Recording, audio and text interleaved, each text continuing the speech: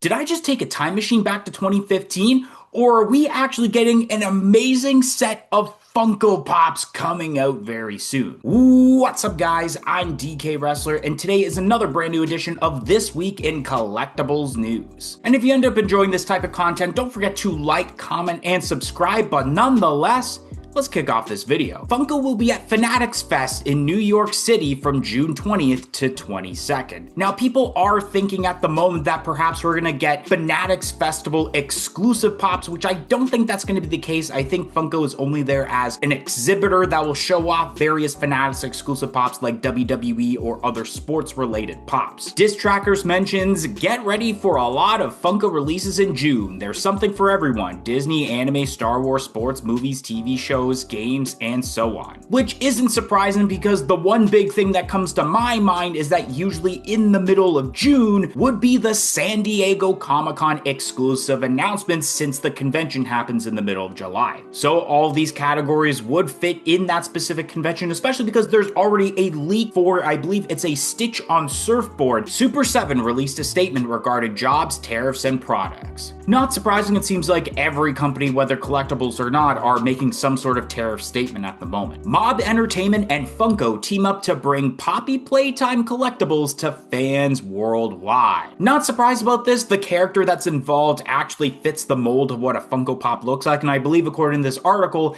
that it will be released around fall time next year in 2026. Now, what I alluded to in the beginning of the video, Funko announced the Toy Story 30th anniversary set. And of course, I love Toy Story. It's my #1 set of pops to collect, and I might as well go through my opinions of each of these Funko Pops. So I'll start off with the moments of Woody and Buzz Lightyear. This one I feel is the most lackluster of the set because there's not really nothing going on. Plus, when the leaks had surfaced, we all thought it was going to be the not flying, falling with style moments, but instead this is the moment from the end of Toy Story 3 as they're seeing Andy drive off to college. So I think that's okay, but I think they could have done better for a moment. The Alien Pop is actually much better than I anticipated, and I like the way that they went about this where he's upside down being attached to the claw machine. The Funko Shop exclusive Woody and Bullseye Pop rides. This is pretty cool, but I feel like especially at the price point of 35 USD, it's gonna be a little bit pricey because even converting to Canadian, that would be around $50. The Andy Pop is really awesome, the way they have the red cowboy hat and he's holding a Woody and Buzz Lightyear figure. And I like the posing involved where he's actually sitting down in a crisscross applesauce form, unlike the next character we're going to be talking about, which of course is Sid Phillips, which this will be a specialty series exclusive, and he's holding Buzz and Woody, but Buzz Lightyear has the rocket attached to it. A lot of us were really excited about this Sid, and some people are disappointed because the molding is very similar to the Freddy Funko as Sid for the Funko NFTs, which I don't know why people are upset because I kind of figured that the molds would be very similar. And then last but not least, of course, is Al McWiggum in the chicken suit. This pop is freaking amazing. I'm glad that they just went the approach of Al in the chicken suit and not, let's say,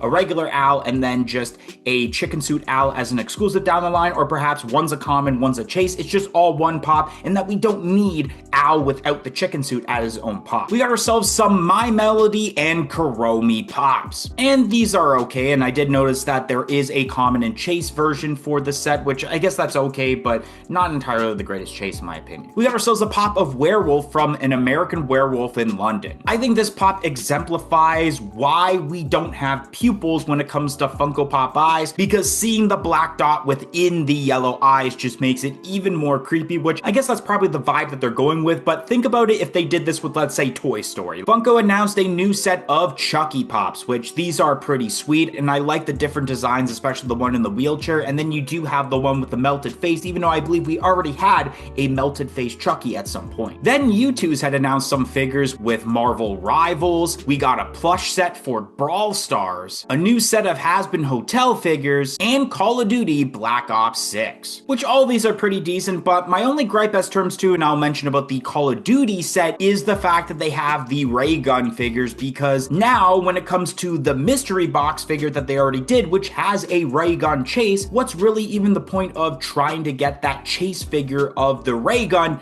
when you can get it much cheaper with with this Call of Duty Black Ops 6 set. We got ourselves a new set of Watchmen pops, which that is really awesome. Watchmen is one of my favorite movies of all time, something Funko hadn't made pops of in literally a decade, and I really love the design of Dr. Manhattan. It looks really awesome, and this makes me really cross my fingers that maybe San Diego Comic-Con could be the time that we get a brand new Rorschach, especially if they redid that bloody Rorschach that's over $1,000 at this point. Funko had announced Kawaii Food Pocket Pops, which these are pretty interesting, but has created quite a bit of controversy because a lot of people do think that this is basically a carbon copy of Funmaker Inc.'s product, Rocky Moda. Once again, for U2s, we got ourselves figures for Halo and then a plush of Jasper T. Jowls from Chuck E. Cheese. Seeing this plush figure actually makes me want to redo a video I did a while back where I talked about figures that U2s had made before Funko. So if you guys want to see another version of that video, let me know down below. Entertainment Earth has a Memorial Day sale this weekend with save 15% off on all in-stock items. Now, depending on when you're watching this video, maybe the sale is already over, so it's kind of pointless of me mentioning about this, but I thought I'd mention it anyways, because if you are watching the day of, at least you have about a day or two. Funko had announced an exclusive Donatello pop. These new type of TMNT pops look pretty cool. I really like the translucent green effect. I don't know what it is about it. And I believe what is the last U2's announcement for this week being Dead by Daylight plushies. Now, this actually falls under a licensor that U2's got to do before Funko, because I believe at one point Funko did have the license for Dead by Daylight,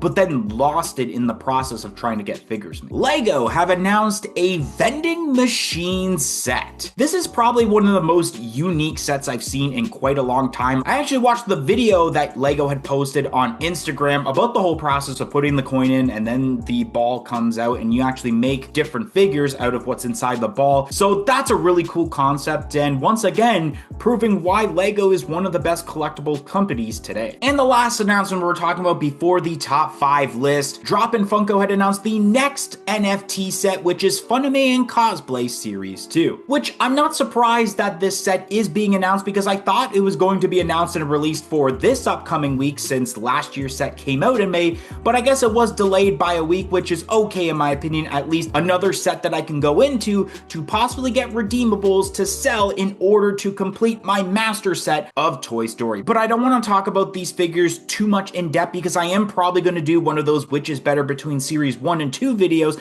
that will be released at some point this upcoming week. Today I wanted to give a shout out to Sentinel 107, and the reason I'm giving them a shout out is because they signed up for our YouTube channel membership, which only cost $1.99 a month, which not only do you get a shout out on every single video, but you also get a bunch of other perks like using custom emojis in the comments, and more importantly, early access to every videos and shorts that we do on this channel. So definitely consider joining our YouTube channel membership. It'll be greatly appreciated and will help out this channel tremendously, especially because of how expensive these videos can be to do for you guys. So definitely consider, but nonetheless, let's continue on with this video. All right, so kicking off the top 5 list at number 5, I have the Call of Duty Black Ops 6 U2s. Now, I really like this set overall. Of course, the 2 different ray guns. You got the monkey bomb and of course the pack-a-punch machine. But I think once again, it's kind of my gripe of basically them doing a ray gun as a common because it takes away from the chase of the other mystery box figure that they had done for the original Black Ops set. Coming in at number 4 on my list is the Funime and Cosplay Series 2 Funko NFT set. Now, these figures as terms of detail are really cool in their own way, and of course I'm very excited about the set because I thoroughly enjoyed the prior year's set. Coming in at number 3 on my list is the Funko Shop exclusive Dr. Manhattan from Watchmen. And although I do think that the Silk Spectre II is pretty cool, I really enjoy the fact that we have a new updated mold of Dr. Manhattan, who already is a very expensive figure. But if this was, let's say, a new version of Rorschach, not only would that maybe replace that pop on the list, but probably be a little bit higher, maybe at number 2 on this list. Coming in at number 2 on my list is the vending machine set from Lego. Crazy to say that since adding collectibles to this top 5 list, that this is the first week that LEGO does not make it on the number 1 spot. But if number 1 didn't get announced, of course this would have been number 1, which of course you guys already know that number 1 on this list is the Toy Story 30th anniversary set. Of course, not only did I already allude to the fact that this was the best set of pops this week, but essentially the best set of pops of 2025. And it'll be interesting when next week I do the top 10 list and I have to do them individually instead of sets. Which ones will make the list and which ones will not make the list. Stay tuned next week.